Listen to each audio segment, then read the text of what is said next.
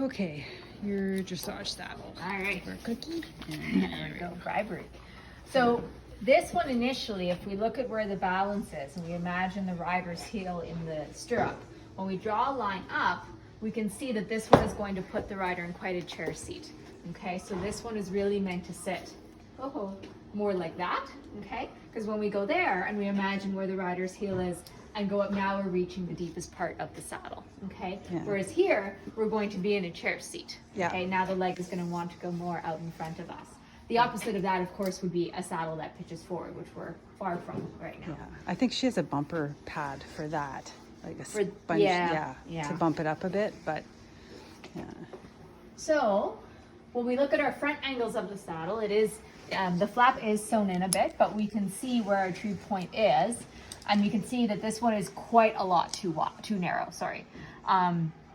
She's quite a lot wider, is what I was going to say, than the tree point width. So the tree point can basically be set to any width, whereas in this case, if she's here, it's like that. Okay, so it's raising the front of the saddle. Now we also have quite a lot of panel here, and because she's already a more robust horse, we typically need less panel. So the panel, the additional panel, I should say, is also going to contribute to the fact that it's going to push the front of the saddle up, which is what's going to help throw us backwards. Now, the real inherent problem about the saddle, though, comes from this area, which is what we call the rails. There's three main ways that the rails have to fit. The first is the height of the rails, and this is that angle here. Okay, so it's basically how steep is it between the seat and the pommel. And what we want out of this is we want the rail angle to match her wither angle. Okay, so when we, good girl, I know. So like the line of the saddle to match her line of her back. Exactly. Yeah. So we want all of the angles of the tree to match all of her structural angles. Okay, and then our panel just needs to fill in or distribute weight based on their soft tissue. Yeah. So when we look at her wither angle, we see her tree point line here, we see the base of the wither here, we can see she's extremely shallow, right? We don't have much angle here at all. Yeah. So when we compare that to this angle, we get this, which creates a massive pivot point for the saddle here. Yeah. Now on top of that, this is quite a long balance point. It comes back quite far. She's very short in the wither between the tree point and the base of the wither. So it's also going to lend itself to that feeling of being thrown back. But another large problem is the fact that this is not a very broad tree. So the breadth actually refers to how far is it from this rail of the tree to this rail, which has nothing to do with the gullet width. This is just where the panel's sewn on. The actual tree itself, how much space is there, which once again has nothing to do with the width in front. The width in front is adjusted separately from the breadth when the saddle is built. So it's very narrow here, which is adding to that feeling of it being perched up and away from the horse. Yeah. And what it's going to do is it's going to encourage the saddle to roll, particularly since we have that pivot point here. Yeah. Now to the back of the saddle, it is relatively straight, and she's relatively straight, so that part is fairly good. Having said that, we do have a bit more angle through the back of the tree than we would like. We would like a bit of a flatter back of the tree, because once again, just because she's flatter, we want those angles to match her shape. Yeah. We do have a nice gusseted back panel, which is good. Will give us more weight distribution. But basically what's going to happen when you ride in this saddle is that when you girth it up and sit in it, this will come down. So those narrow point will come down behind your shoulder. Yeah. But this will remain as a pivot point.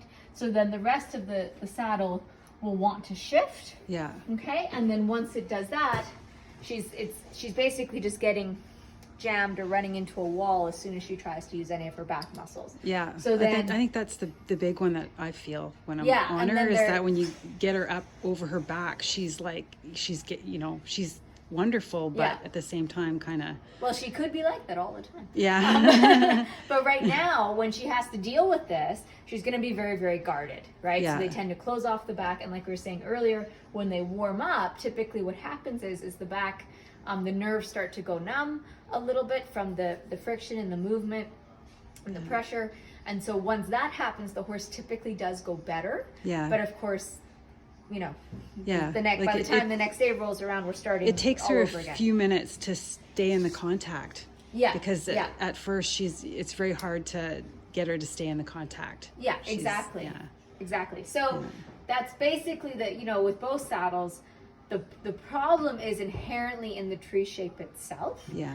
Which means that it isn't something that we can really fix. I would recommend, like we were saying earlier, more of what would traditionally be called a hoop style tree, which is very broad through the tree. She is also a wide horse, but once again, those things are mutually exclusive of one another. Like you can have both, but one does not mean the other. So she needs something that's going to give her more space to move through her back and not impede all of that movement and that motion, let her back open up. Okay. And it's also probable as well that when you stop, if she were to stop being ridden in these saddles and you were to start working on opening up her back, she probably will go through a small period of soreness. Yeah. Because typically when when these things are created, when we undo them, we have to kind of retrace our steps a bit. Yeah. So that's something to be aware of as well. And that's normal. It's just part of the process. So, depending on what style she's ridden in the most. So my saddle had the same issue with the shape of the tree not following the shape of her back with the pivot point. So I have a pivot point. But the balance and the contact was better. So with your saddle, but it'll still make her back sore. Yeah, it'll be better, but it'll still really restrict her back because the width. I mean, the good thing is the width was better in front, so that was good, and the back was better because it's a flatter, broader tree in the back. Yeah. But you still had similar issue in here, just not quite as extreme as this one. Yeah. So, okay, I'm gonna show her the video. All right. Okay.